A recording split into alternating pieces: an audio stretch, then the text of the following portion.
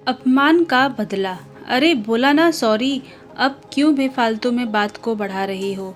चलो अपना हुलिया थोड़ा ठीक करो और बाहर चलो, सब वेट कर रहे हैं।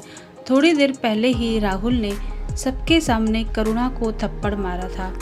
कारण ये था कि आज राहुल और करुणा की शादी की सालगिरह के उपलक्ष्य में घर पर छोटी सी पार्टी थी, जिसमें सभी रिश्तेदार और घर वाले मौजूद थे। करुणा ने अपनी ननद को चाय बनाने के लिए कह दिया, जिससे वो भी पार्टी के लिए तैयार हो सके। करुणा की सास को ये बर्दाश्त नहीं हुआ कि मेहमान बनकर आई हुई बेटी को बहू ने काम करने के लिए कह दिया। जब सास ने करुणा को इसके लिए डांट लगाई तो करुणा बोल पड़ी, मम्मी जी, दीदी कोई मेहमान थोड़े ही हैं, इस घर की बेटी हैं और चाय बनाना कौन सा बड़ा काम है। करुणा के इतना कहने की देर थी कि सास ने चिल्ला चिल्ला कर सारा घर सर पर उठा लिया कि बहू मुझसे जबान लड़ा रही है। इतना सुनते ही राहुल ने बिना कुछ सोचे समझे सबके सामने करुणा को जोरदार थप्पड़ जड़ दिया। करुणा को थप्पड़ के दर्द से ज़्यादा सबके सामने अपमानित होना ज़्यादा चुभ रहा था। वो सुबकते हुए कमरे में गई। सभी मेहमान आ चुके थे, लेकिन करुणा अभी तक कमरे से बाहर नहीं आई तो सब करुणा के बारे में पूछने लगे। सास ने इशारे से बेटे को बहू को बाहर लाने के लिए कहा, नहीं तो सबको क्या जवाब देते। राहुल को भी लगने लगा कि यदि उसने करुणा से माफ़ी नहीं मांगी तो सबके सामने उसकी बेइज्जती हो जाएगी। यही सोचकर राहुल करुणा को मना रहा था।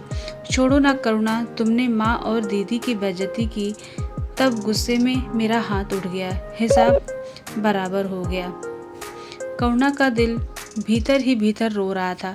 जिस खुशी वैवाहिक जीवन के 1 साल पूरे होने की खुशी में ये पार्टी रखी गई थी, उसमें उसकी खुशी और सम्मान कहाँ है। क्या सबके सामने इस तरह थप्पड़ मारने के बाद अकेले में सॉरी बोलने से हिसाब बराबर हो गया। करुणा की मुट्ठी गुस्से और अपमान के कारण कस रही थी। उसका सारा शरीर कांप रहा था। वो उठी, अपने आंसू पोंछे और राहुल की तरफ देखा। राहुल की आंखों में कोई पछतावा या मलाल नहीं था। वो तो करुणा को उठते देख कुटिलता से मुस्कुरा रहा था। करुणा खड़ी हुई, राहुल के पास आई और खींचकर एक थप्पड़ उसके गालों पर जड़ दिया। राहुल अवाक सा अपने गालों को सहलाते हुए गुस्से से करुणा को देखने लगा तो करुणा दूसरे ही पल सामान्य होते हुए बोली, ओह सॉरी राहुल, पता नहीं कैसे हाथ उठ गया, सॉरी। अब चलो भी, सब बाहर वेट कर रहे होंगे।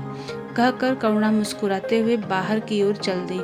राहुल भी अपने गुस्से और अपमान को छपाते हुए चेहरे पर छोटी मुस्कान लिए बाहर आने को मुड़ा। दरवाजे पर उसकी माँ और बहन खड़ी थी, जो कुछ भी ना देखने का नाटक कर रही थी। राहुल चुपचाप कमरे से निकलकर करुणा के पीछे पीछे चल दिया। करुणा मन ही मन सोच रही थी, अब हुआ ना हिसाब बराबर। तो दोस्तों, आपको कहानी अच्छी लगे तो लाइक शेयर सब्सक्राइब जरूर कीजिए।